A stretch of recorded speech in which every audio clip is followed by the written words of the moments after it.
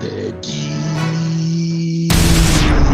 Junta, building better Africa. Wantu osauka woyamba kuno ku Malawi kupitirira kulankhulira Malawi osaukawo amene ali ndi ziphinjo, amene ali ndi mavuto osiyanasiyana amene akukumana nawo mu dziko lawo, dziko lomvetsa chisoni kwambiri. China chilichonse chakwera even nkhani ya mobile, kuona mafoni mene mayunisi mene akuthera, kuona macharges ya kubanki, kuona macharges ya waterboard, kuona macharges ya Eskom, anthu akukhalira mphati kwambiri. Kumadabwa kuti kodi ili ndi dziko lomwe lija limene anthu ankaona ngati ndilamkaka ndi uchi, ine ndimangoyima pa chilungamo ndipo sindimaphetira.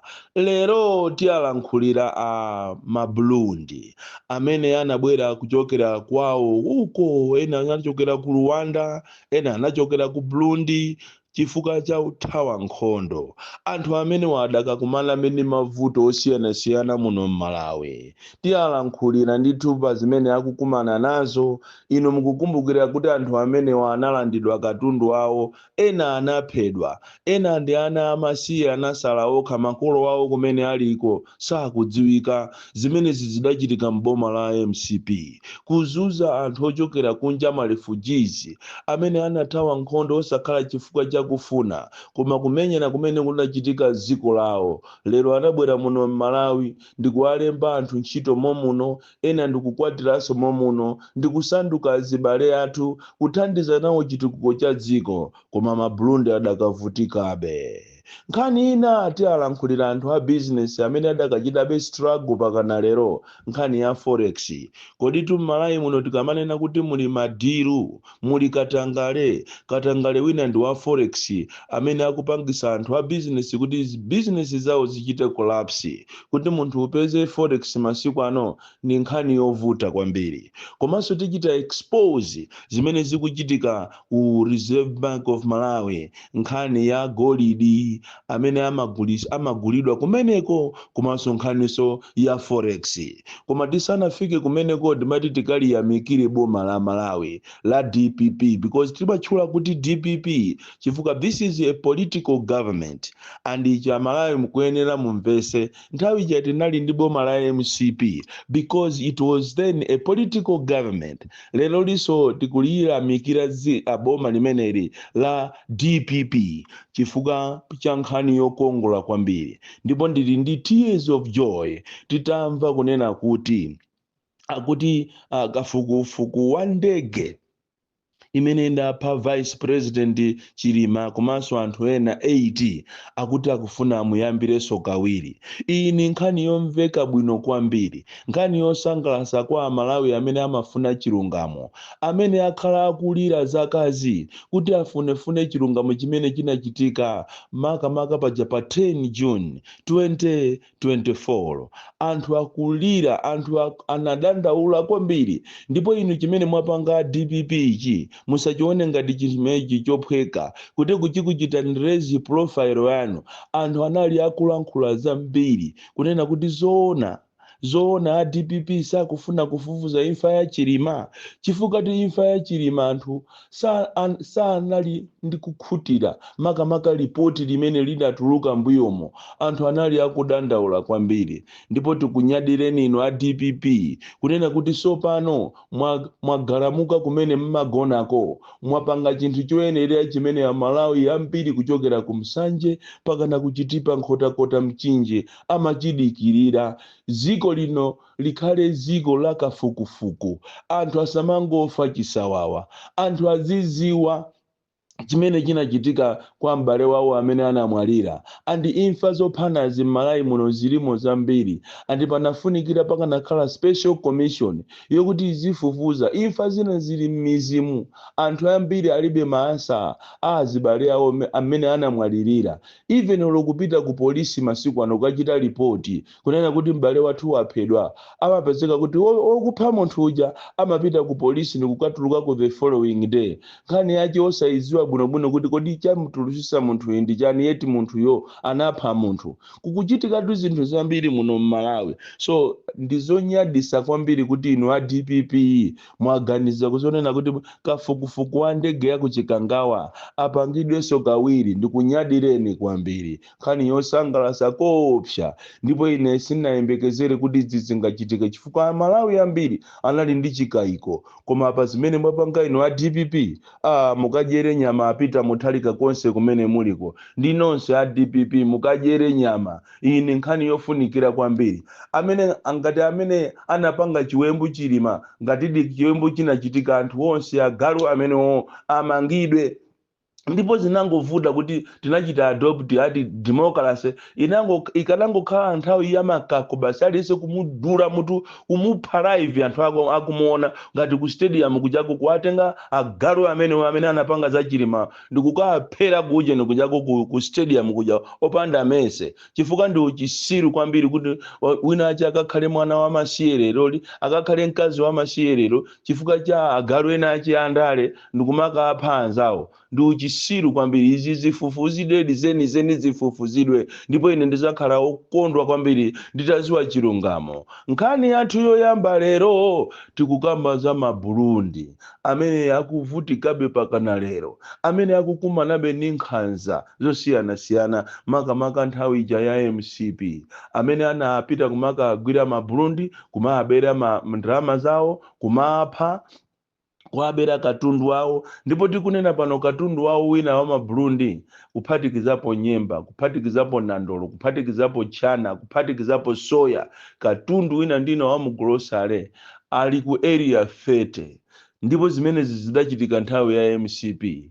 Pempho langa ndilonena kuti kukumveka manong'onong'o kunena kuti inuyo aboma la DPP mukufuna mugulise makontena, mukufuna mugulise katundu wa Maburundi.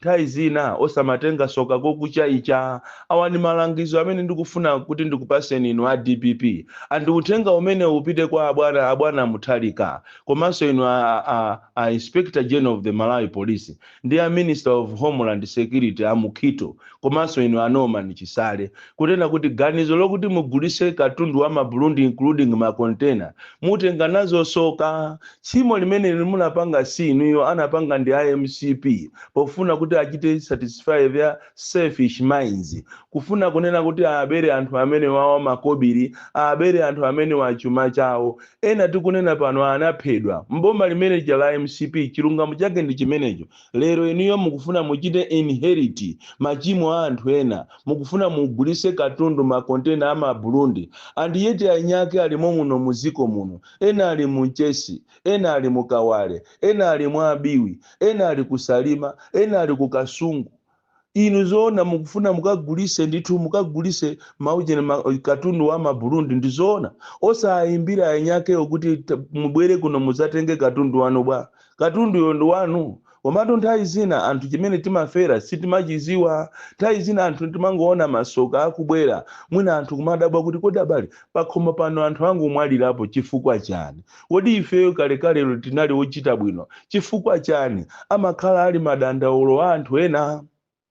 Anandiuzapo ine malemu maiyanga kuti never take what does not belong to you. Chinthu chamwini ndi chamwini. Inuyo chimene mukanapanga a DPP inu mukanaona kuti kodi makontena ali ku area 30 awa ndi andani, muaitane anyache. Ngati kuli alipire ndalama pang'ono, ndiponso palibe chifukwa chokuti akalipirire ndalama za chani. Zinthu zija chinachita kuoneka kuti it was a planned thing. Nthawi imeneyo kuli azikhale ng'oma ngati minister ku planned thing kuti anthu aja abere zinthu zawo. And lero inu mufuna mukagulise makontena ndi soka lalikulu kwambiri. Ndikupempheni inu akulu a chipani cha DPP, including the president, muchite reverse this decision. I'm asking you, I'm pleading with you, kunena kuti muchite reverse this decision yokuti mufuna mugulise katundu wa Maburundi ndi soka lalikulu kwambiri, amene ajaso ndi anthu ngati ifeyo. Siku linaso tizakhala tili ife a Malawi ulendo kuthawira nkhondo kuziko la kwawo lija, kapena so ziko lina ngati la Mozambique. Malawi muno tumene mukuoneramo siku lati lizakhala mwamtendere pakana muyaya,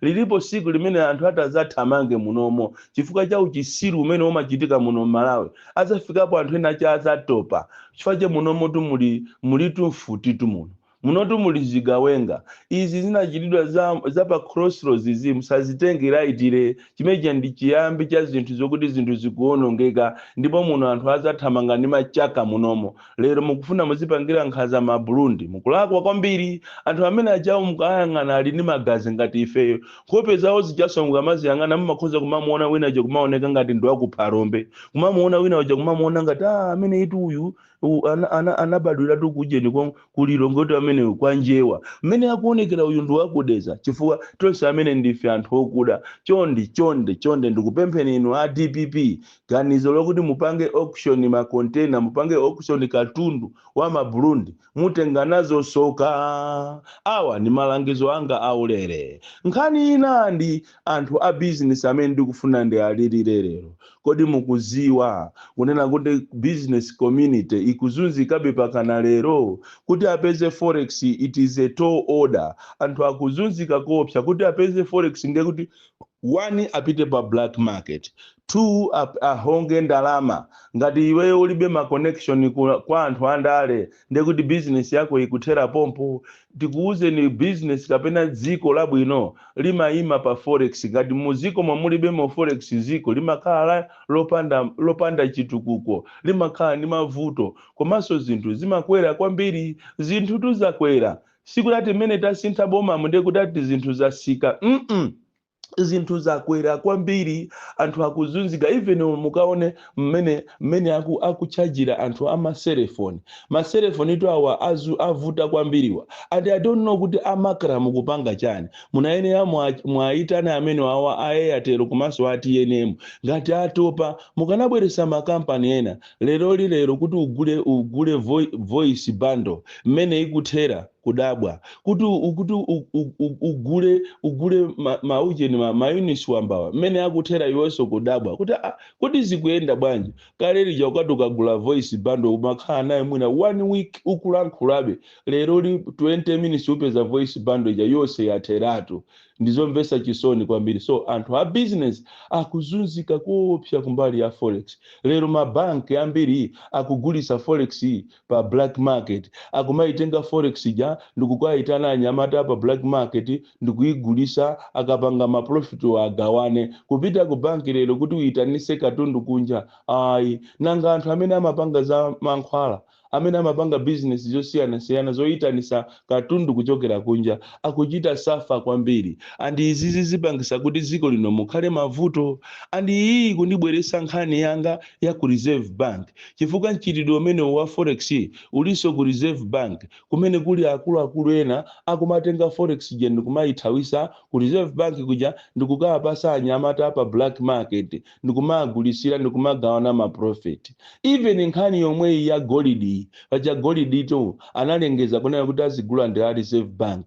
Ndiye ku Reserve Bank iko kuliso akata kwena okuba akumatenga 100 million, 200 million, 500 million, 55 million kuwapasa anyamata amene amakakumba amagolidi kapena amakagula golidi malo osiyana akakamugulisa ku Reserve Bank kuja ndi atenge ndalama ja ibwezere ku Reserve Bank iko apasane ma profit. Nanga si business ya golidi etu ndi racket kwambiri. Muli katundu, muli chuma choopsa mu golidi, muli makobiri osakhala masewera. So iyi ndi ina nkhani yomvesa chisoni imene ikuchitika ku Reserve Bank of Malawi kumene anthu akupanga katangale opasana ndalama zokuti azikagulira golidi azigulisa ku Reserve Bank. Komanso kongo ku Reserve Bank iko kuliso katangale otenga forex ndikumayipitisa pa black market, anthu ndikumakagulisa mwakagula pamene paja ndikumapanga katangale ndikumagawana ndalama. Chimozimozi m'mabanki mwathu kale lija ukati ukafuna kupeza forex yo chipa umapita ku bank. Lero li ma forex even omwe wa Western Union umapeza kuti akukugulisa forex jayo ngati apa black market. Zikulomvesa chisoni kwambiri. Bon Klindo the DC mwana woopsa kwambiri, the most deadly and dangerous child from Nyeza Village, TA Mabuka, Box 76, Mulanje, Malawi, Southern Africa.